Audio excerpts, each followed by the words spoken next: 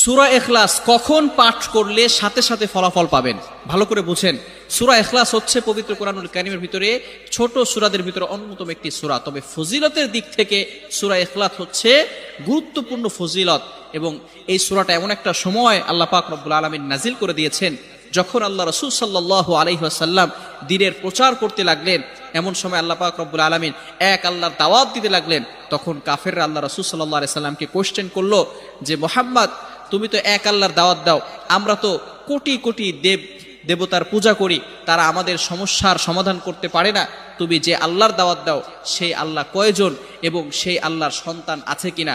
সাথে সাথে আল্লাহ পাক রব্বুল আলামিন এই কাফেরদের প্রশ্নের উত্তরে আল্লাহ রাসূল সাল্লাল্লাহু আলাইহি সাল্লামের কাছে এই সূরাটি নাজিল করলেন, কুল হুয়াল্লাহু আহাদ আল্লাহুস সামাদ লাম ইয়ালিদ ওয়া লাম ইউলাদ ওয়া লাম ইয়াকুল লাহু কুফুয়ান আহাদ।